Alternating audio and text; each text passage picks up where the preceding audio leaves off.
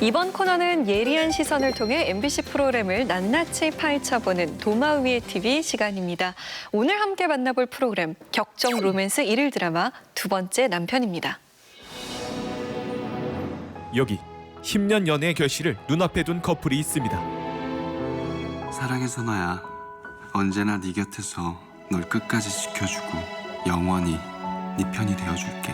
사랑해 오빠. 오빠의 현명하고 아름다운 신부가 돼줄게. 그렇게 평생 같은 곳을 바라보며 살아갈 것을 약속하는 두 사람. 끝까지 서로 사랑하자. 영원히. 하지만 영원이란 말의 무게를 책임져야 하는 남자에게 또 다른 여자가 등장합니다. 누가 결혼하자냐고. 이 사람 정말 웃겨. 쌍사랑은 연애도 하지 말란 법 있어요? 일편단심 해바라기와 불타오르는 장미 사이에서 뿌리 얕은 갈대처럼 흔들리는 남자. 아이 그렇게 꼬리가 길면 밟힌다니까. 그의 이중생활도 끝을 보이기 시작하는데요. 과연 운명은 이들을 어디로 이끌게 될까요? 드라마 두 번째 남편입니다. 봉선아 사랑한다.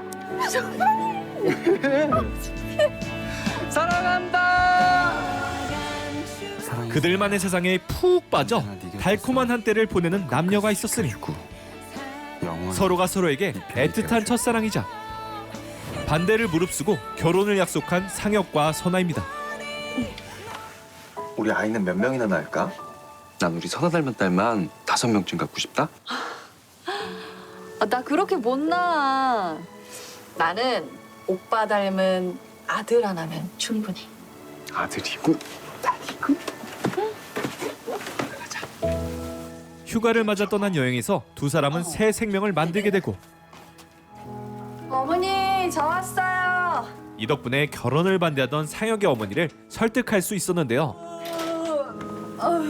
급여를 하고 어딜 다녀오니? 열무 좀 사오느라고요. 오빠 열무김치말이국수 좋아하잖아요. 근데 국수를 안 사왔네? 저 얼른 사가지고 올게요. 아이고 참. 감사합니다. 하지만 출산 예정일보다 빨리 통증이 찾아오고 오늘 회의는 여기서 끝냅시다. 같은 시각 팀장님, 저희 회식한 지도 좀 오래됐는데요. 그래요. 오늘 제가 소고기 쏠게요. 문 대리님도 참석하시는 거죠? 네.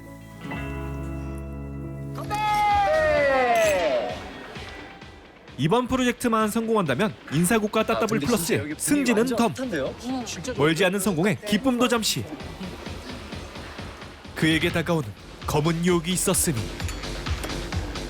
오늘도 그냥 갈 거예요? 말했잖아요. 나 여자 있다고. 말했잖아. 누가 결혼하자냐고. 이 사람 정말 웃겨. 결국 상사이자 회장님의 딸인 재경에게 못 이기는 척 넘어가 버리고 마는데요. 아이 내 이럴 줄 알았어. 그리고 아이는 세상과 첫인사를 하게 됩니다. 아들입니다. 그리곤 본격적으로 은밀한 외줄타기를 시작하는데요. 고마워 오빠. 아니 상혁 씨, 아니 그렇게 안 봤는데 정말 무서운 사람이네. 하지만 더 놀라운 사실, 여기까지가 아직 1회라는 거. 119부작이 더 남아 있는데요. 선아가. 우리 새벽이 너무 예쁘다. 아빠 좀 봐봐 아빠. 아빠. 바람은 폈어도 자기 자식은 예쁜가 봅니다. 상혁의 외도를 꿈에도 모르는 선아는 줄곧 영원하던 결혼식을 위해 구직 활동에 나서는데요. 뭐든지 다 할 수 있어요. 팀장님, 저 일하게 해주세요. 면접을 마치고 들른 백화점에서 오면 전화해. 의협심 활활 불태우는 자극적인 장면을 목격하게 되고 진짜. 그리고 이곳에서 뜻밖의 인물과 마주하게 됩니다.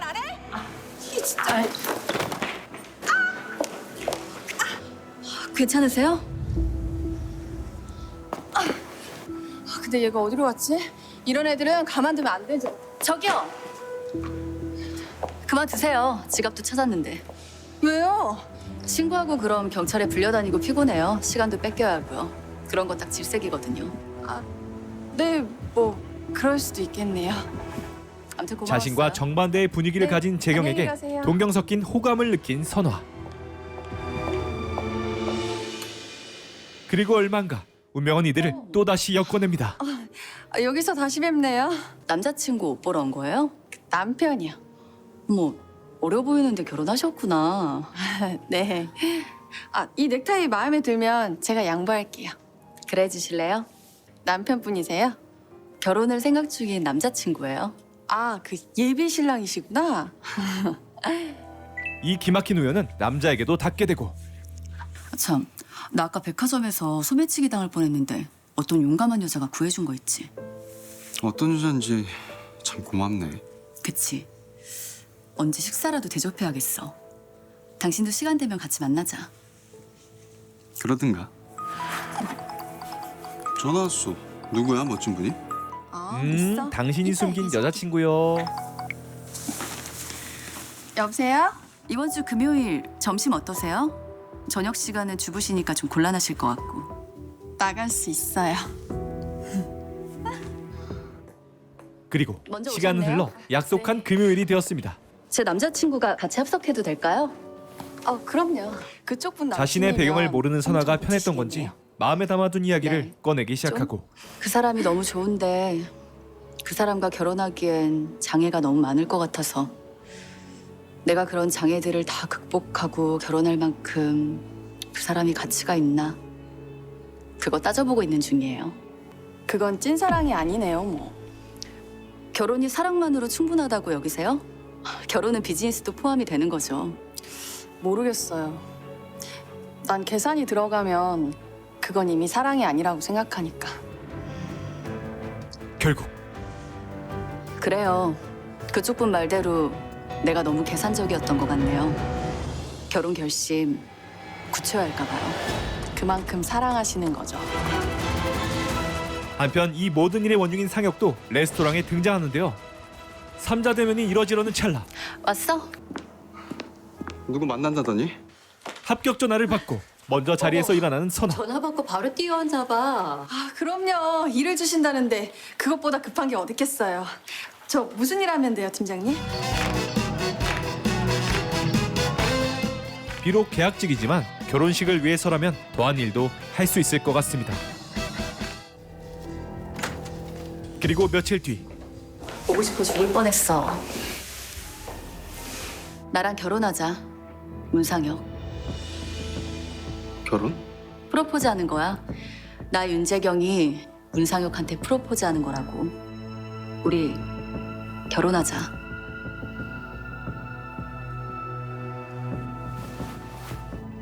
설마 거절? 느낌 쎄한데? 아니, 내 프로포즈가 너무 뜻밖이라 생각할 시간이 필요한 건가? 그럴 리가. 그럴 리가. 감격해서 그러지. 그래, 결혼하자. 결국 상혁은 사랑 대신 야망을 선택합니다. 게다가 깜짝 소식이 기다리고 있었으니 임신입니다. 이제 5주 됐네요. 난리 났네. 난리 났어. 좋은 일 있는 것 같은데? 나 임신했어. 일이 이렇게 빨리 진전될 줄은 전혀 몰랐다는 표정인데요. 신기해. 우리 빨리 태명 짓자. 아니 아빠한테 인사부터 가야겠지? 결혼 서둘러야겠어. 우리 새벽이 하루가 다르게 쓱쓱 크네요. 너무 늦기 전에 이제는 매듭을 지어야겠습니다. 며칠 뒤 애달픈 표정으로 이해할 수 없는 말을 늘어놓는 상혁. 뭐? 나 없이 혼자 새벽이 잘 키울 수 있지? 오빠. 왜 그래? 무슨 일 있어? 아니야. 아, 다음에 보자. 오빠. 괜찮아. 미안한 마음은 있는 건지 머뭇거려 보지만 눈 꼭 감고 발걸음을 옮깁니다. 그리고 도착한 곳은 재경의 집이었는데요. 그래. 자네 기억나? 우리 회사 수석으로 입사했던 친구잖아. 감사합니다, 회장님. 감사하긴 이르고. 그래. 우리 재경이랑 어떤 사이인가? 재경 씨랑 결혼하고 싶습니다. 허락해 주십시오. 쉽지 않을 건 예상했지만 회장님의 탐탁치 않은 반응이 자꾸만 신경 쓰입니다. 회장님이 어떻게 보셨을까? 왜? 자신 없어? 그냥 궁금하니까. 오빠만 그의 편이야. 힘없는 목소리에 덩달아 불안해지는 나 재경. 그래서 결국 당신이 이 결혼이 필요해. 간절한 이유를 고백하는데요. 대국그룹 오빠한테 절대 양보 못해. 나 대국그룹 꼭 차지할 거야. 그게 내 꿈이야. 찬혁 씨가 도와줄 거지? 네 꿈 꼭 이뤄줄게.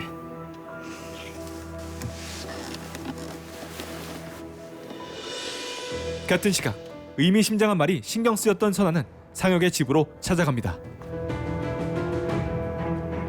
그리고 그곳에서 뜻밖의 장면을 마주하고 맙니다. 120화 정주행의 대장정을 부르는 시청자들이 극대노할 장면. 봉선아의 가슴 속에 천개의 불기둥이 솟아오르자 잔인한 운명의 소용돌이에 휩싸인 한 여자의 이야기. 도마위 TV에서 들여다봅니다. 사랑하는 이에게 배신당하고 살인 누명까지 쓰게 된 한 여자의 엇갈린 사랑과 복수를 다루고 있는 새 일일극이죠. 두 번째 남편, 위원들은 어떻게 보고 있나요? 이 두 번째 남편은 일일 연속극이 갖고 있는 전형적인 패턴들을 굉장히 충실하게 따라가고 있더라고요. 뭐 예를 들면 선한 역할의 여주인공은 굉장히 과도한 그 정의감을 갖고 있고, 또 악한 역할의 여주인공은 욕망이 굉장히 부글부글 끓고 있죠. 또 거기에다가 개천용인 남자 주인공은 또 비열한 면을 갖고 있고, 그 식구들은 다 하나같이 굉장히 뻔뻔합니다. 그리고 이제 고군분투하는 여주인공을 이렇게 지켜주는 키다리 아저씨 같은 연인이 항상 그 뒤에 존재하고 있고 해서 이런 모든 걸 본다면 등장인물과 배경들이 좀 바뀌었을 뿐이지 기존의 틀 안에 있는데, 다만 이 두 번째 남편은 상당히 초반부의 이야기들을 빠르게 진행해 나가면서 중후반에 어떤 이야기가 펼쳐질지 그런 기대감을 좀 불러오는 면이 있어서 좀 기대를 하고 있고요. 모든 드라마가 다 그렇겠지만 엇갈린 사랑이나 복수, 욕망이라고 하는 것들은 굉장히 중요하고 또 자주 다루는 소재이죠. 하지만 미니 시리즈나 단막극과 달리 일일 연속극에서 이것을 어떻게 살려낼 것인지가 항상 관건인데, 저는 그 부분이 바로 일상성 안에서 이런 것들을 그려내는 거라고 생각을 합니다. 그래서 공감할 수 있는 일상 안에서 어떻게 그려질지 앞으로 좀 그런 것들을 기대하면서 보려고 합니다. 뭐 말씀하신 것처럼 초반 전개를 빠르게 감으로써 시청자의 흥미를 붙들어 놓으려고 한 것은 보입니다. 1화만 봐도 여자 주인공이 교도소를 가게 되는 시작 도입부가 있고, 그다음에 선화와 상혁이 결혼을 하는 장면이 있고, 갑자기 1년이 지나서 선화가 또 출산을 하는 장면까지 이어져요. 그런데 전개가 빠르다 보니까 사건이 나열될 뿐이지 약간 등장인물의 감정을 따라가기는 좀 쉽지 않다는 느낌이 있었어요. 또한 이제 뭐 상혁의 경우에도 배신을 하는데 약간 너무 일말의 죄책감도 없이 계속 사건을 일으키니까 약간 등장인물의 감정의 깊이는 세심하게 그려지지 않는 게 아닌가라는 그런 아쉬움은 있습니다. 다만 복수극의 핵심은 결과적으로 처음에 억울한 부분이 아니라 그 억울한 부분의 구간이 약간 지난 다음에 복수를 시작할 때부터 진정한 재미가 나오잖아요. 그래서 그때까지는 약간 참고 보는 마음으로 언제 재미있는 복수가 시작될 것인가 하는 기다리는 마음으로 보고 있습니다. 사실은 기존 드라마에서 봤었던 진부한 극적 클리셰가 뭐 종합 선물 세트처럼 초반부터 펼쳐지지만 중간중간에 미스터리에 대한 어떤 단서를 던지는 그런 구간들이 나름대로 작가가 계획한 대로 차곡차곡 진행을 한다라는 느낌이 있어요. 그래서 앞으로 이런 미스터리가 어떻게 풀리게 될지 조금씩 이제 의문을 쌓아올리고 있어서 궁금증을 불러일으키는 건 맞고요. 그렇다면 봉선아가 이 복수를 끝내고 행복 찾기를 할 때 시청자들이 이 인물을 뭔가 응원할 만한 무언가 매력을 보여줘야 되는데, 아직까지는 계속해서 어떤 사건에 휘말리는 그런 인물이기 때문에 이 인물이 가지고 있는 어떤 캐릭터로서의 힘이 무엇인가라고 자꾸 묻게 돼요. 그래서 우리가 응원하고 이입하고 지지해 줄 만한 그런 캐릭터로서의 어떤 개성, 매력 이런 것들을 좀 보여줘야 되지 않을까, 이런 아쉬움이 있습니다. 두 번째 남편 제작진은 제작 발표회에서 무거운 내용이지만 밝고 유쾌한 분위기로 기존 일일 드라마와는 다른 결을 보여줄 거다라고 포부를 밝히기도 했는데요. 지금까지 방송된 내용 중에 인상 깊었던 장면이나 설정이 있다면 어떤 부분이었을까요? 저는 뭐 제목은 두 번째 남편이지만 어찌됐건 이 극의 주요 갈등을 이끌어가는 두 여주인공 캐릭터가 이렇게 처음에 딱 만나는 장면이 인상적이었어요. 그럼 나 옷 보고 있을 테니까 오면 전화해. 진짜. 학생이요? 벌써부터 남의 물건에 손대고 말이야.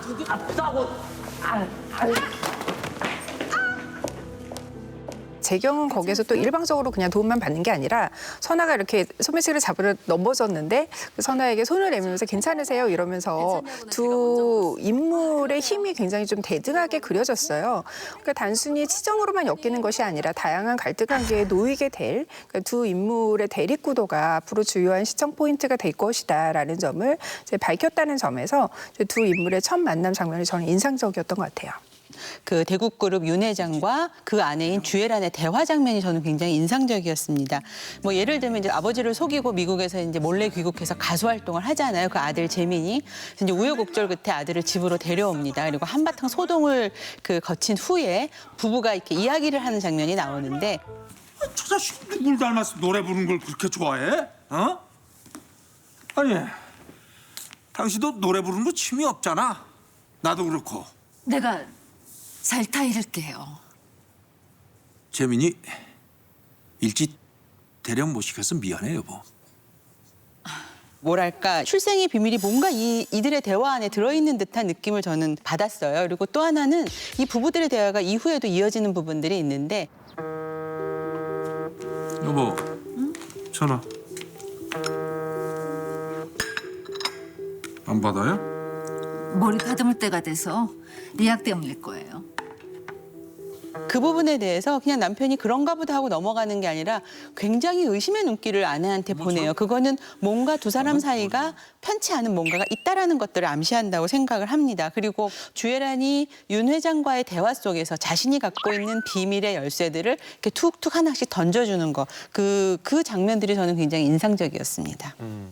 저는 선아의 할머니인 한국분이 원래 착한 캐릭터로 나오잖아요. 아유, 우리 손녀 어떡해요? 이러면서 이제 보듬어주는 실제로 뭐 그런 모습들이 많이 나오는데 사회에서 선아가 엄마 사진 있으면 좀 보고 싶다라고 얘기를 하니까 엄마 사진 한 장이라도 있었으면 좀 좋았을 텐데. 사진은 봐서 뭐려? 집에 불타서 죄 없어진 걸. 이렇게 얘기를 한단 말이죠. 그럴 때 아니 이 할머니는 지금까지 굉장히 선한 결을 유지하고 있는 것 같았는데 유독 선아 엄마에 대한 얘기가 나올 때는 어두운 그림자를 가지고 있는 것 같다라는 생각을 하게 만들어요. 그렇다면 한국분과 또 선아의 어머니의 관계는 어떻게 되는 건가? 역시 그 설정도 저는 매우 흥미진진하게 지금 지켜보고 있습니다. 자, 그렇다면 아쉬움이 남는 설정이나 장면은 어떤 장면들이었을까요? 모든 드라마에서 보면 이제 남녀 주인공이 첫 만남을 하는 장면이 뭐 중요할 수밖에 없죠. 그래서 어떻게 만나느냐라는 것들을 항상 관심 깊게 보는데 이제 대부분의 경우는 그런 설정이 있는 것 같아요. 좀 더 오해 속에서 만나고 그래서 처음에는 호감보다는 비호감들을 형성하지만 그것들이 어떤 극적인 그 전환점을 맞아서 호감 쪽으로 변화하고 그래서 그 둘의 애정의 깊이가 좀 더 깊어지는 기본적인 이런 설정들을 갖고 있다고 생각을 하는데요. 이번에도 마찬가지로 이제 봉선아와 윤재민의 처음 만나는 장면을 보면 이런 패턴들을 따라가고는 있지만 좀 더 세련되게 이것을 그려낼 수는 없었을까 하는 아쉬움이 좀 많이 남았어요. 뭐 예를 들면 이제 이런 거죠. 아버지가 이제 몰래 귀국한 아들을 찾아내기 위해서 검은 제복을 한 전문적인 추격꾼들을 이제 고용을 해서 따라가게 하잖아요. 그래서 결국에는 그 아버지가 보낸 사람들한테 재민이가 이제 발각이 돼서 막 도망가는데 그 과정에서 선화랑 부딪히는 장면이 나옵니다.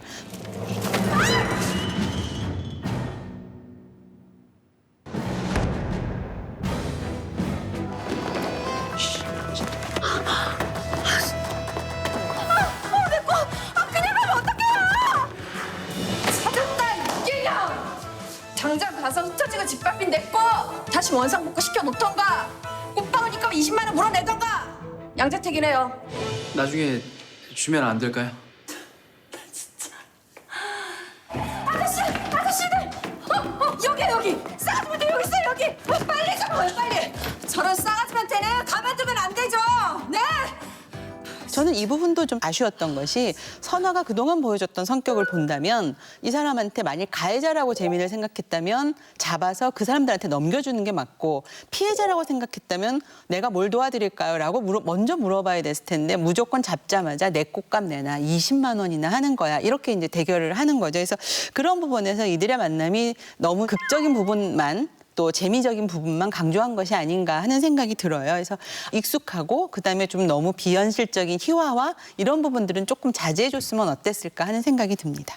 가령 많은 일일 드라마가 시어머니를 약간 악역 위치에 놓고 시어머니에게 구박받는 며느리에 이입을 하게 만들잖아요. 그런데 이제 이것들이 사회에 보통 시어머니와 며느리 관계처럼 그려지는 것은 좀 약간 문제라는 생각이 들었어요.